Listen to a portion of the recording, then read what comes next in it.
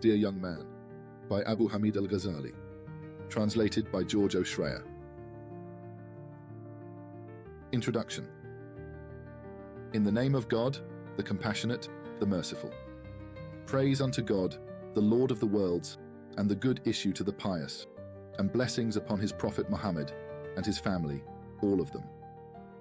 Know that a certain advanced student attended zealously to the service of the Sheikh, the Imam, the ornament of religion, the proof of Islam, Abi Hamid Muhammad bin Muhammad Al-Ghazali, the mercy of God upon him, and labored in the acquisition and reading of science, until he had assembled the minutiae of the sciences and had perfected the virtues of the soul. Then, on a certain day, he considered the condition of his soul, and it occurred to him, and he said, "Truly I have read varieties of sciences, and have spent my life in learning and assembling them. And now I ought to know which kind will benefit me tomorrow and cheer me in my grave, and which will not benefit me, so that I abandon it. As the Apostle of God, God bless and give him peace, said, O Allah, I seek refuge in thee from knowledge which does not benefit."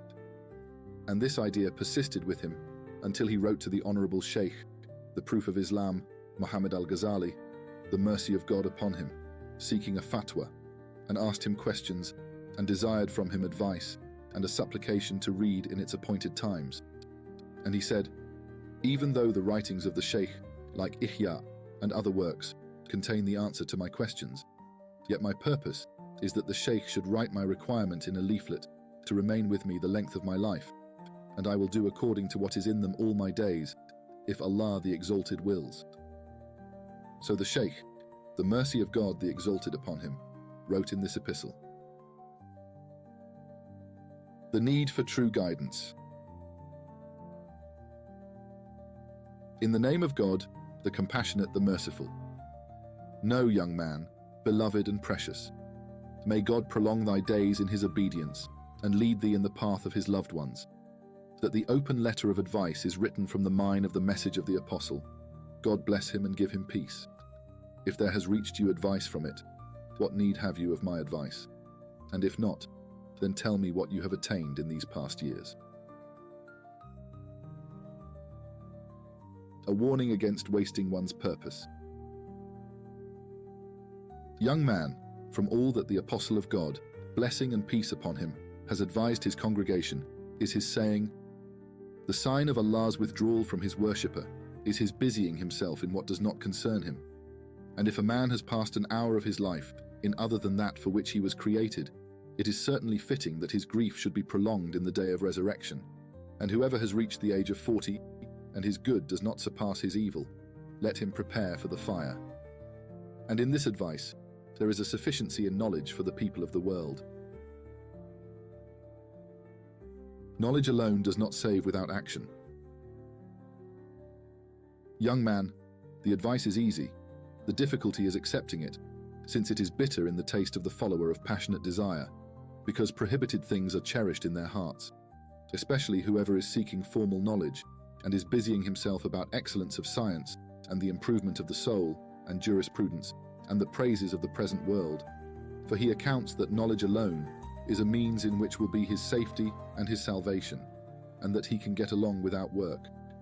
And this is the belief of the philosophers. Praise the great God. He does not know this much, that when he acquires knowledge, if he does not work according to it, the indictment against him is certain. As the Apostle of God, God bless him and give him peace, said, the person most severely punished on the day of resurrection is the learned one whom Allah the Exalted does not benefit by reason of his knowledge. It is told that Junaid, the mercy of God upon him, appeared in a dream after his death, and it was said to him, "What is the news, O Abu Qasim?" He replied, "Perished are the explanations, and vanished are the illusions. Nothing benefited us except the prostrations which we made in the middle of the night." The necessity of action with knowledge. Young man, do not be bankrupt of works, nor empty of states. Be assured that knowledge alone does not strengthen the hand. A parable of this is, if a man in the wilderness wore 10 Indian swords and other weapons, and the man were brave and a warrior, and a terrifying lion attacked him, what do you think? Would the weapons ward off the evil from him without his using them and thrusting with them?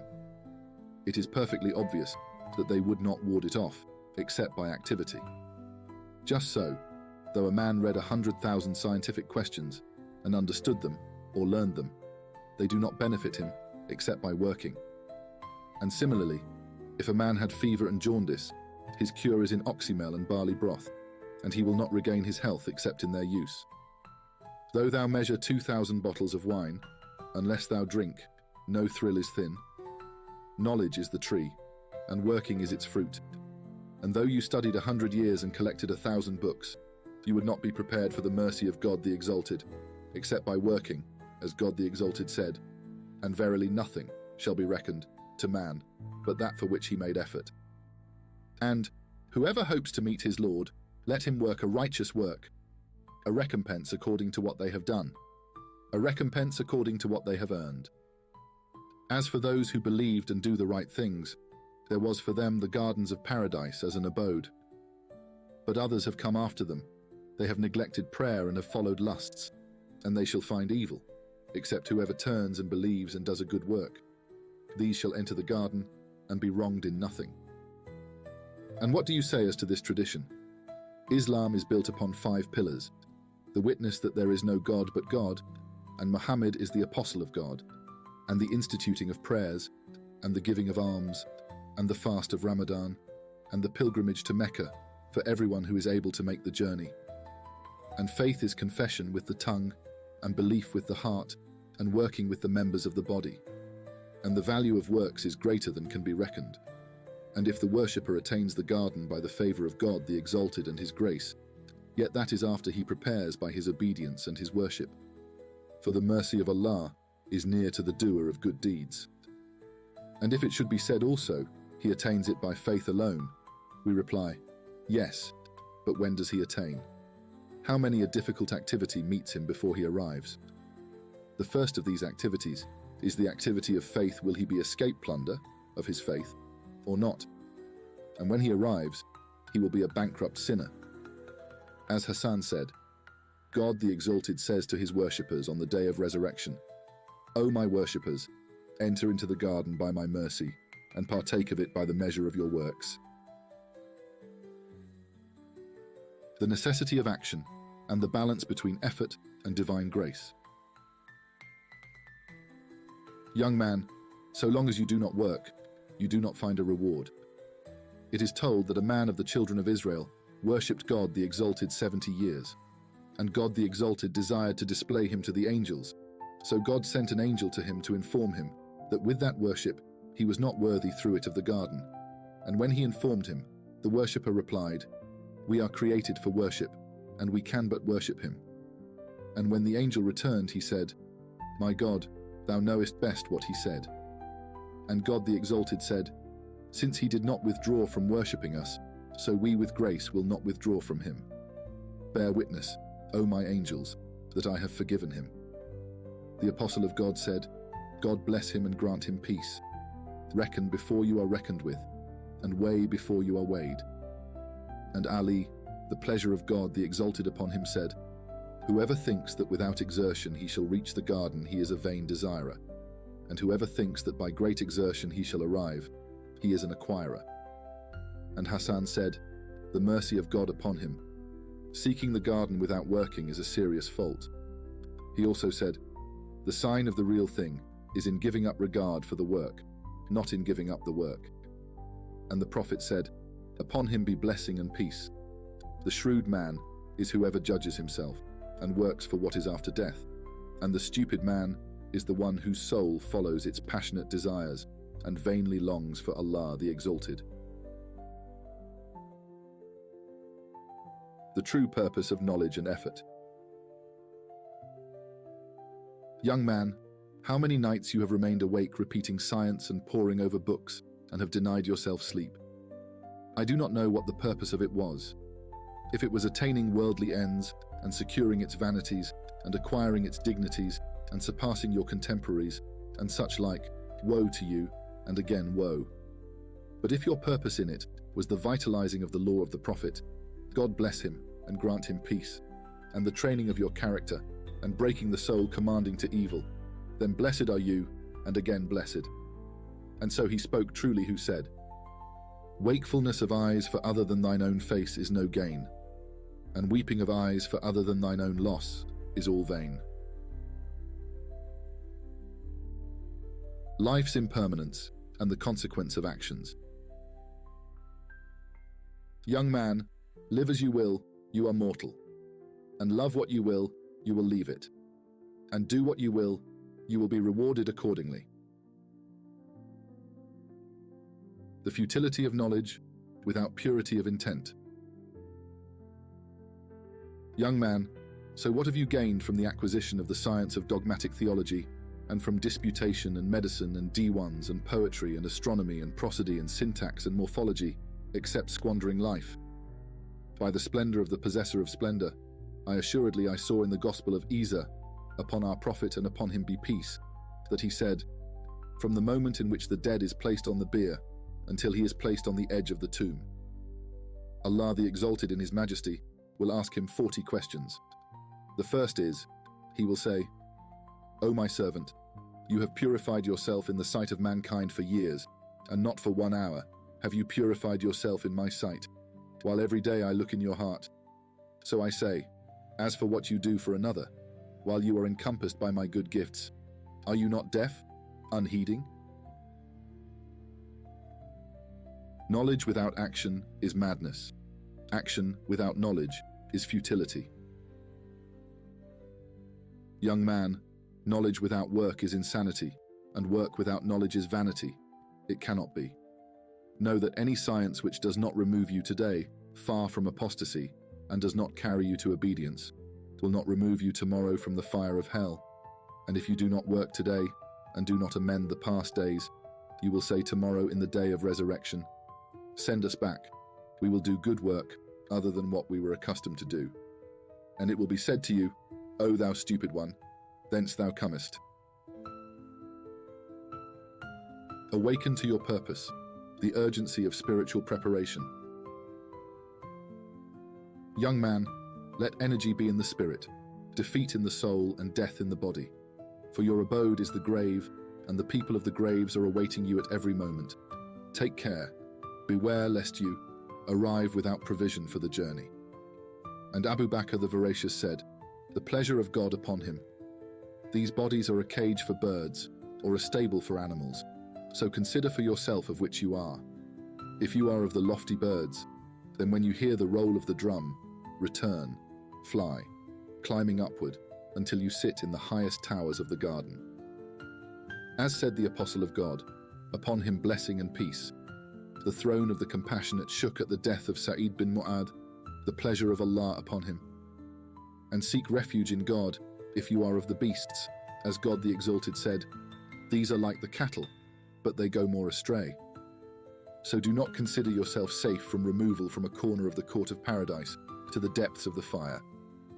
It is told that Hassan al-Basri, God the Exalted have mercy upon him, was given a drink of cold water, and when he took the cup, he swooned, and the cup fell from his hand. And when he recovered, he was asked, what happened, O Abu Sa'id? He replied, I thought of the longing of the people of the fire, when they say to the people of the garden, pour upon us from the water, for from what Allah has bestowed upon you. They replied that Allah had forbidden these for the infidels. Knowledge must be paired with deeds. Young man, if knowledge alone were sufficient for you, and you did not need work. Besides, then his summons, is there any who asks? And is there any who seeks forgiveness? And is there any who repents? Would be lost without profit. It is related that a group of the companions, the pleasure of God the Exalted upon them all, mentioned Abdullah bin Umar, the pleasure of God upon him, before the Apostle of God, upon whom be blessing and peace. He said, an excellent man he, if only he would pray at night. And he said, upon him blessing and peace, to a man from his companions, O ye, do not increase sleep at night, for much sleep leaves its owner poor on the day of resurrection. The virtue of night, worship and seeking forgiveness. Young man, and awake at night to pray, as a supererogatory service for you, a command. And at dawn they were seeking pardon, a praise, and they who seek pardon at daybreak, a remembrance. The Prophet, God the Exalted bless him and give him peace, said, 3 voices Allah the Exalted loves, the voice of the roosters, and the voice of one who reads the Quran, and the voice of those seeking forgiveness in the early morning. And Sufyan al-Thawri said, Allah the Exalted created a breeze which blows at the time of the dawn, which carries the invocations and the petitions for forgiveness to the Supreme King. And he also said, when it is the beginning of night, the herald cried from below the throne, up, let the worshippers arise. And they arise and pray what Allah the Exalted wills. Then the herald cries at midnight, up, let the fully devoted arise. And they arise and pray till dawn. And when it is dawn, the herald cries, up, let those asking forgiveness arise. And they arise and seek forgiveness. And when the day breaks, the herald cries, up, let the heedless arise. And they arise from their beds, as the dead are resuscitated from their graves. A lesson from Luqman, Awakening before dawn. Young man, it is told in the testaments of Luqman the wise to his son that he said, my son, let not the cock be more clever than you. He cries at the time of dawn, while you are sleeping. Assuredly he did well who said the pigeon cooed in the darkness of night, on a branch, in weakness, while I was asleep. I lied, for I swear that were I his loved, not the pigeons alone, but I too would weep. I think I am lovesick, excessively lovelorn for my Lord, but I weep not, though animals weep. True knowledge, conforming actions to divine law. Young man, the substance of knowledge is to learn what are obedience and worship. Know that obedience and worship are conforming to the law in commands and prohibitions in word and deed. That is, whatever you say and do and omit in word and deed must be in emulation of the lawgiver. Thus, if you fast on the feast day and the days of Tashrik, you are rebellious. Or, if you pray in a garment taken by violence, though it has the form of worship, yet you sin. The illusion of knowledge without discipline and experience. Young man, so it is essential that your word and deed be in agreement with the law, since knowledge and work without emulation of the lawgiver is a delusion, and it is essential that you be not deceived by the ecstatic utterances and vehement cries of the Sufis, because walking this road is by struggle and cutting off the lusts of the soul and killing its desires with the sword of discipline, not by vehement cries and idle words. And know that the loosened tongue and the veiled heart filled with negligence and lust is the sign of misery, so that if you do not kill the fleshly soul with sincere struggle, you will not quicken your heart by the lights of knowledge. And know that certain of your questions which you asked me cannot be answered in writing and in speech. If you attain that state, you will know what they are, and if not, knowing them is impossible, for they are known by experience, and whatever is known by experience cannot be described in words, as the sweetness of the sweet or the bitterness of the bitter cannot be known except by experience. As it is said that an impotent man wrote to a friend, tell me about the delight of sexual intercourse, how it is. And he wrote in answer, oh yeah, I have accounted you only impotent, but now I know that you are both impotent and foolish. Assuredly this delight is known by experience. If you attain it, you will know it, and if not, it cannot be described in writing or speech. Essentials for the seeker of truth: knowledge, repentance, and action. Young man, certain of your questions are of this sort, but the portion which can be answered we have mentioned in the vitalizing of the sciences of religion, and elsewhere in what we have written with its explanation, so seek it there. And we will mention here a portion of them and point them out. And we say, for the traveller in the way of truth, 7 things are necessary. The first is a true conviction that has in it no heresy, and the second, a sincere repentance, after which you do not return to sin, and third, the satisfaction of adversaries, so that there shall remain to no one a claim against you, and the fourth, the attainment of a knowledge of the laws, sufficient that by it you may perform the commands of God the Exalted. Then, of the sciences of future things, what is essential for salvation. And more than this is not obligatory, and this saying will be understood by a story. It is told that Shibli, the mercy of God, upon him, said, I served 400 professors and read 4,000 traditions. Then I selected from them a single tradition by which I worked, and left off the others. For I meditated and found my salvation and safety in it, and all the knowledge of the ancients and the moderns was included in it, and I was content with it. And that was, that the apostle, Allah bless him and give him peace, said to one of his companions, work for your world according to your position in it, and work for your other world according to the length of your remaining in it, and work for Allah, the Exalted, according to your need of him, and work for the fire according to your endurance of it. 8 life lessons for the seeker of truth. Young man, if you know work by this tradition, there is no need of further knowledge, and think upon another story, namely, that Hatim al-Assam was among the friends of Shaqiq al-Balkhi, the mercy of God upon them both. It occurred to him, and he, Shaqiq, asked him one day, and said, these 30 years you have associated with me, what have you gained in them? He replied, I have gained 8 benefits from science, and they suffice me with it, because I hope for my salvation and safety in them. And Shaqiq said, what are they? And Hatim replied, the first benefit is that I observed mankind, and saw that everyone had a loved one, and one passionately desired whom he loved and longed for. And certain of those loved accompanied him to the illness of death, and others to the border of the tomb. Then each returned, and left him alone and lonely, and there did not enter with him into the tomb, and comfort him in it. So I considered and said, the most excellent beloved of man is what enters into the tomb and comforts him in it. And I found it to be nothing else than good works. So I took this as my beloved, to be a light for me in my grave, and to comfort me in it, and not leave me alone. The second benefit is that I saw that mankind were following their lusts, and hastening towards the desires of their souls, and I meditated on the saying of the Exalted.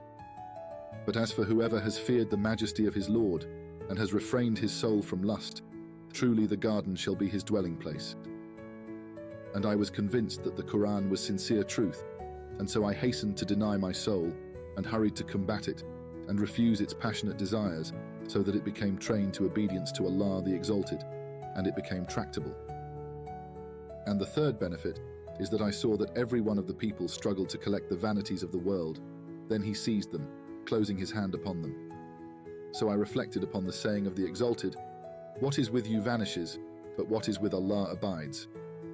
So I gave freely my worldly possessions for the face of Allah the Exalted, and distributed them among the poor to be a treasure for me with Allah the Exalted.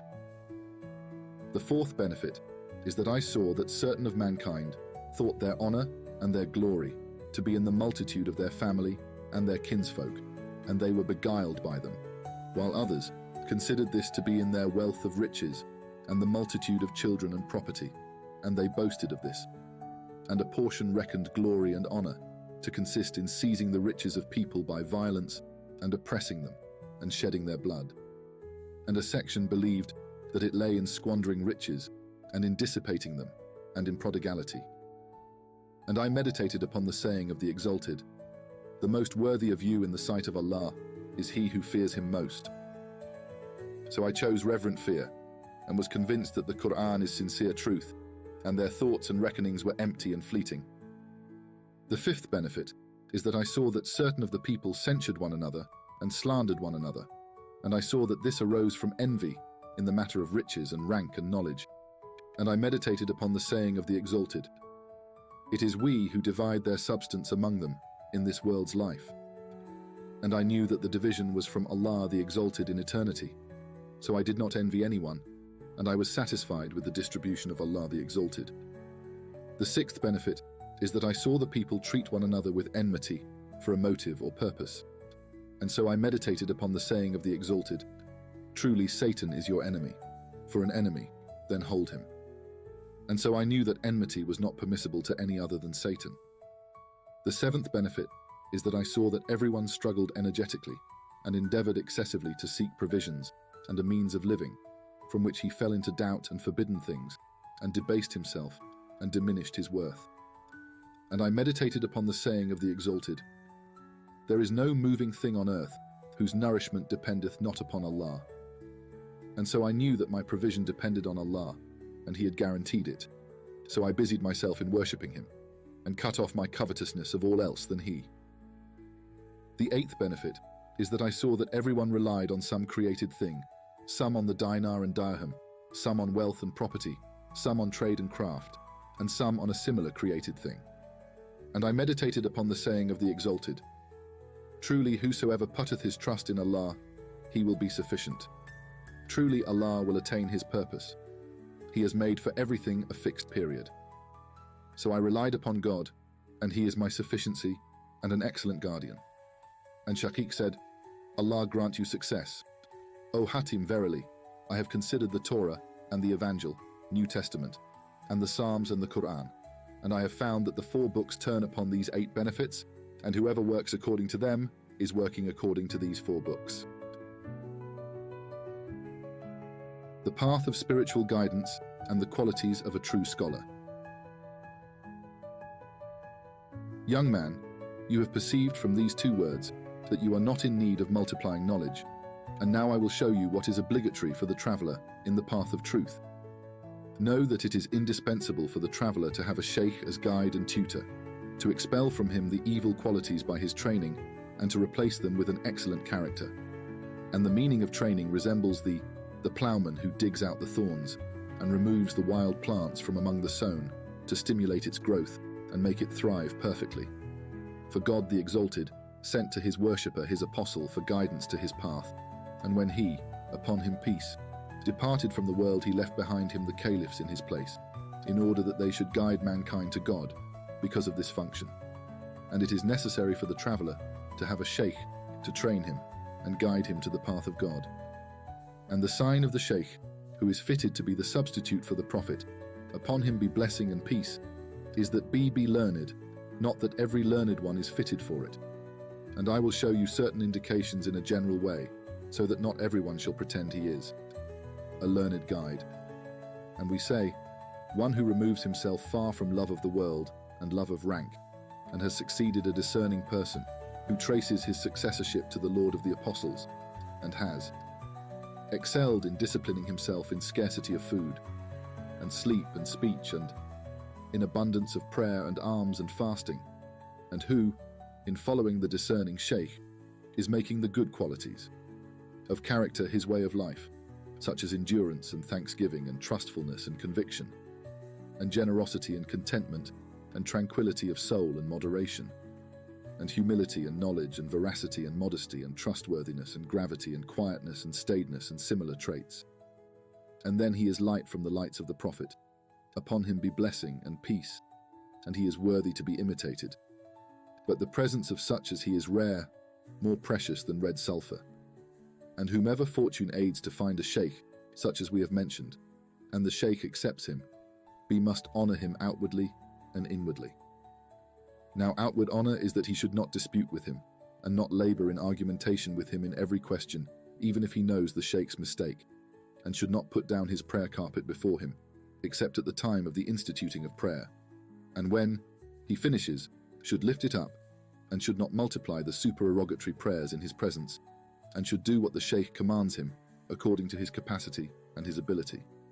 But inner honour is that all he hears and accepts from him outwardly, he should not deny inwardly, neither in deed nor in word, lest he be branded with hypocrisy, and if this be not possible, that he should desert his companionship until his inner life agrees with his outer.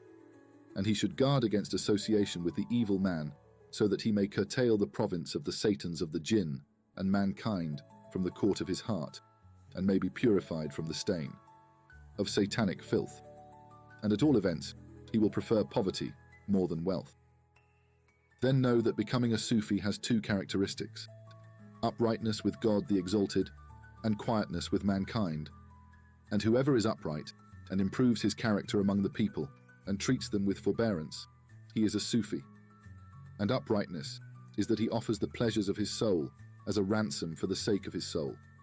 And goodness of conduct among men is that you do not burden people according to your own desire, but burden yourself according to their desire, so long as they do not violate the sacred law.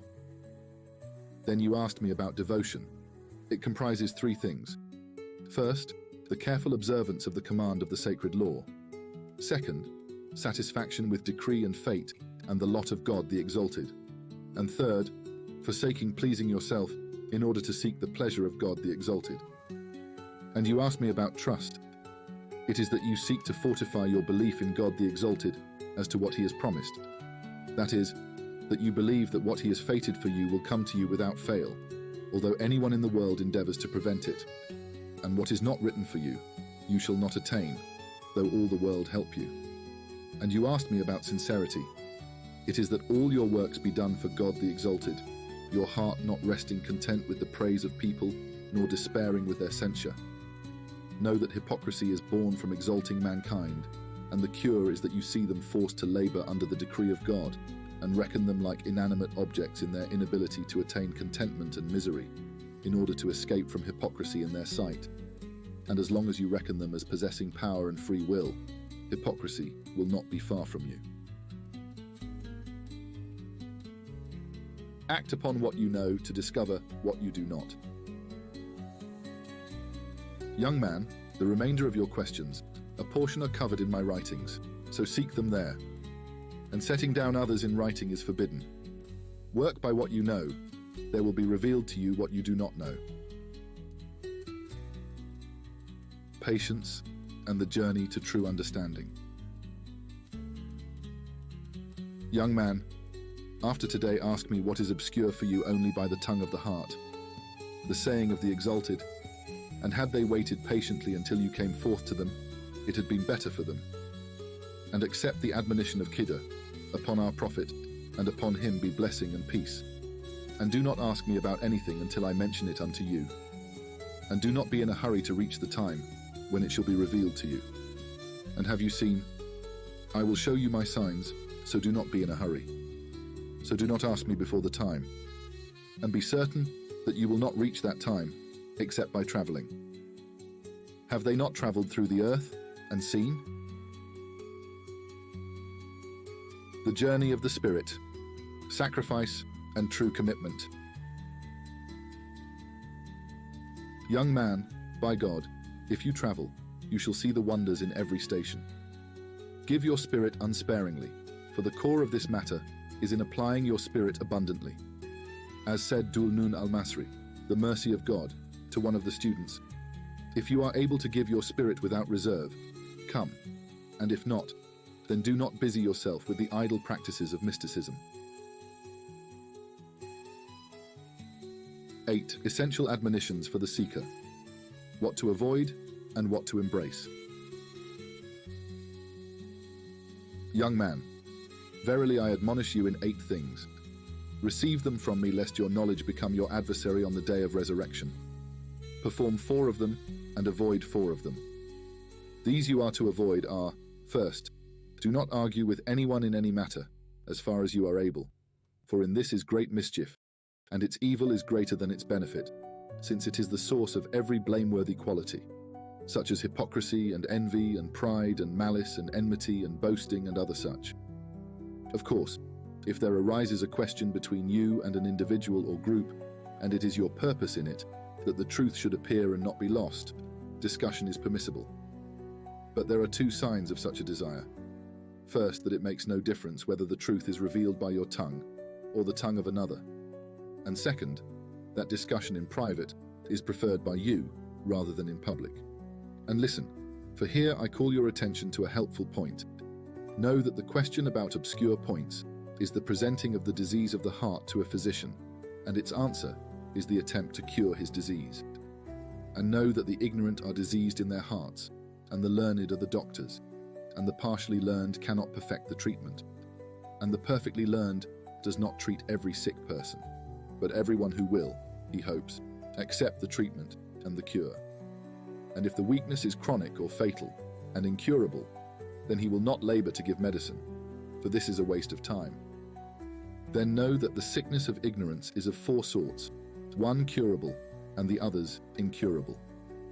Of these which cannot be cured, the first is one whose question or objection arises from envy and hate, and envy cannot be cured, for it is a chronic weakness, and every time you answer him with the best or clearest or plainest answer, that only increases his rage and envy. And the way is not to attempt an answer. One hopes for the removal of every enmity, except enmity arising from envy. So you must depart from him and leave him with his disease. God the Exalted said, "Withdraw from whoever turns away from our warning and desires nothing except the present life." And the envious, both in all he says and in all he does, kindles a fire in the sowing of his deed, as the prophet said, "God bless him and grant him peace. Envy eats up excellences, as fire eats up wood." The second, whose weakness arises from stupidity, and he also is incurable. As Isa said, "Upon him be peace. Indeed, I did not fail in bringing the dead to life, but I failed in curing the stupid." And he is the man who has busied himself in seeking knowledge a short time, and has learned something of the sciences of the intellect and of the sacred law, and so he asks questions and raises objections in his stupidity before the very learned one who has spent his life in the sciences of the intellect and the sacred law. And so this very stupid fellow does not know, and thinks that what is obscure to him is also obscure to the highly learned. And since lie does not think this much, his question arises from stupidity, and you must not attempt to answer him. And the third is one who is seeking guidance, and whatever he does not understand of the speech of the great ones, he lays to the defects of his own understanding, and his question is in order to seek benefit. But he is dull, and cannot arrive at the truth of things. You must not attempt to answer him also, as the prophet, God bless him and give him peace, said, "We, the company of the prophets, have been commanded that we speak to the people according to their understanding. But the sickness which is curable is that of the intelligent and understanding seeker of guidance, who is not overcome with envy and anger and the love of worldly vanities and wealth and honor, but is seeking the straight road. And his questions and objections do not arise from envy and a desire to cause trouble and to make trial. And he is curable, and it is permitted to attempt to answer him. Nay, it is necessary." And the second thing to avoid is to guard against and shun becoming a preacher and warner, since its mischief is much unless you practice what you preach first and then preach it to the people. And consider what was said to Isa, "Upon him be peace." Son of Miriam, preach to yourself, and when you have preached to yourself, then preach to others, and otherwise be ashamed before your Lord. And if you are impelled to try this work, then guard against two conditions. The first is affectation in speech, in explanations and allusions, and vehement cries, and versification and poetry, because God the Exalted hates pretension, and the person pretentious beyond bounds gives evidence of inner confusion and a heedless heart. And the significance of warning is that the worshipper remember the fire of the future world, so that he confine himself to the service of the Creator, and that he consider his past life, which he dissipated in what did not concern him, and that he consider what is before him of obstacles to the security of faith at the end of life, and what will be his condition in the grasp of the angel of death, and will he be able to reply to Munkar and Nakir, and that he be concerned with his condition in the resurrection and its stations, and will he pass across the bridge safely, or fall into the pit, and the memory of these things will remain in his heart and disturb his tranquility. And stirring up these fires and lamenting over these afflictions is called warning, and giving notice to mankind and calling their attention to these things, and warning them about shortcomings and omissions, and causing them to see the defects of their souls, so that the heat of these fires touch the people of the assembly, and these afflictions make them impatient to rectify the past years according to their ability, and they feel regret over the days past in other than obedience to God the Exalted. All this carried out in this way is called preaching. It is as though you saw that a torrent was rushing suddenly upon the house of someone, and he and his family were in it, and you cried, "Danger, danger, flee from the flood." And would your heart in such circumstances crave to give your message to the master of the house with pretentious explanations and witticisms and allusions? Certainly not at all. And so is the condition of the preacher, and he must avoid such things. And the second condition to avoid is that your concern in preaching be not that mankind become wrought up in your assembly and show excitement and tear their clothes, so that it be said, "What an assembly this was!" For all this is an inclination to the things of the world and is born from heedlessness. But your purpose and concern must be to call the people from this world to the future world, and from apostasy to obedience, and from cupidity to abstinence, and from stinginess to generosity, and from vanities to the fear of God, and to cause them to love the future life, and to hate the world, and to teach them knowledge of worship and asceticism. Because the predominating tendency in their nature is deviation from the plain road of the law and exertion in that in which God the Exalted does not take pleasure, and busying themselves with their evil characteristics. Cast fear into their hearts, and frighten them, and warn them about what they will meet of terrifying things. If perchance the qualities of their inner lives shall be changed, and the deeds of their outer lives shall be transformed, and there appear a craving and desire for obedience, and a return from apostasy. And this is the method of preaching, and of admonition, and all preaching which is not of this sort is a pest for both him who speaks and him who hears. Nay, it is even said to be a ghoul and a Satan, which carries off mankind on the road and destroys them. And they must flee from it, because what this speaker corrupts of their religion, Satan himself is not able to do. And whoever has power and authority must bring him down from the pulpits of the Muslims and forbid him from what he has proclaimed, on account of the word enjoining fairness and forbidding evil. And the third thing to avoid is not to mix with the princes and sultans, and not to see them. For seeing them and sitting with them and mixing with them is great mischief. And if you are impelled to do this, avoid praising them and commending them. For God the Exalted is angered when an oppressor and an impious man is praised, and whoever has called for the lengthening of their lives has delighted that God be disobeyed in his land. And the fourth thing to avoid is not to accept anything of the gifts and presents of princes, though you know it is permissible, because coveting things from them corrupts religion, since there is born from it flattery and kowtowing to them, and approving of their oppression. And all this is corruption of religion. And the least of its evils is that if you accept their gifts and benefit from their world, you become fond of them. And whoever loves one necessarily loves the prolonging of his life and presence, and in loving the continuance of the life of the oppressor, there is a willingness for the oppression of the worshippers of God the Exalted, and a willingness for the ruination of the learned man. And what is more injurious than this to religion and the future life? Have a care, lest the fascination of the Satan prove deceptive. Or someone will say to you that it is better and preferable to take the gold and silver from them and distribute it among the poor and needy. For they are dispersing it in profligacy and apostasy, and your spending it upon the weak among the people is better than their spending it. And verily the cursed one has cut off the necks of many people by this evil whispering, and its mischief is excessive. We have mentioned this in the vitalizing of the sciences of religion, so seek it there. Now the 4 things you must do are first, that you make your dealings with God the Exalted, such that if your servant acted thus with you, you would be pleased with him, and you would not withdraw your goodwill from him nor become angry. And what you are not pleased with for yourself in your paid servant, God the Exalted is not pleased with in you, and he is your true Lord. Second, in all your dealings with people, treat them as you would be pleased to be treated by them, because the faith of a worshipper is not complete until he loves for other people what he loves for himself. Third, if you read or study science, it must be a science which corrects your heart and purifies your soul.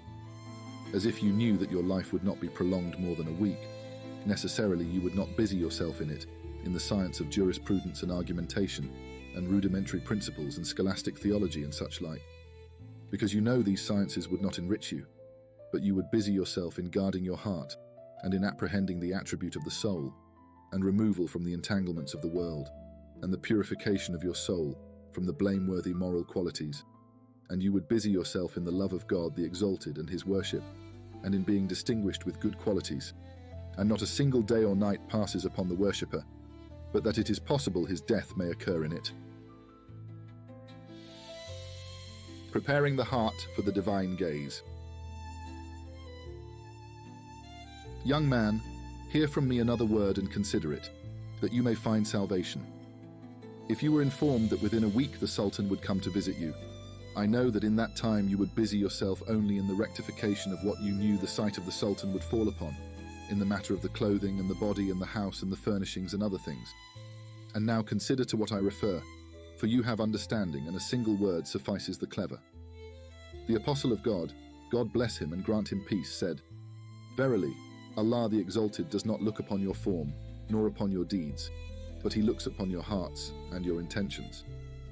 And if you desire knowledge of the states of the heart, look in the vitalizing of the sciences of religion and other of my writings.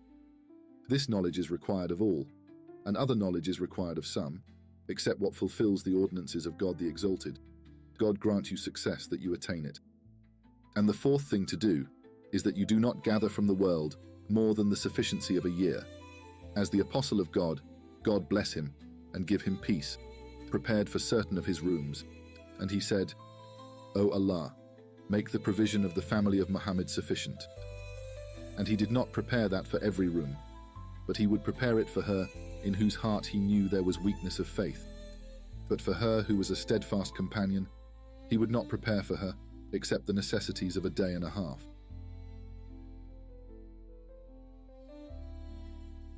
A supplication for divine grace and protection. Young man, truly I have written in this treatise what you have requested, and you must do what is in it. And do not forget to mention me in your righteous petitions. But the supplication you asked from, seek in the supplications of the perfect. And recite this supplication in its times, especially at the conclusion of your prayers. O Allah, truly I seek from thee of grace the most perfect, and of protection the most abiding, and of mercy the most encompassing, and of forgiveness its attainment, and of living the most comforting, and of life the happiest, and of beneficence the most perfect, and of blessing the most general, and of favor the sweetest, and of kindliness the most beneficial. O Allah, be for us and be not against us. O Allah, seal with happiness our appointed time, and confirm in excess our hopes, and unite in forgiveness our mornings and our evenings, and bring to thy mercy our final state and what is for us, and pour out the gift of thy pardon upon our transgressions, and bestow upon us the correction of our blemishes, and make piety our provision for the journey. In thy religion is our endeavor, and upon thee is our trust and our confidence. Fix us firmly upon the path of uprightness, and protect us in this world from acts necessitating regrets on the day of judgment, and lighten on us the burden of the sins, and bestow upon us the life of the righteous, and avert and dispel from us the evils, and set free our necks and the necks of our fathers and our mothers from the fire in thy mercy. Thou illustrious one, thou coverer of sins, thou gracious one, thou forgiving one, thou benevolent one, thou mighty one, O Allah, O Allah, thou most compassionate of the compassionate, and in him we trust.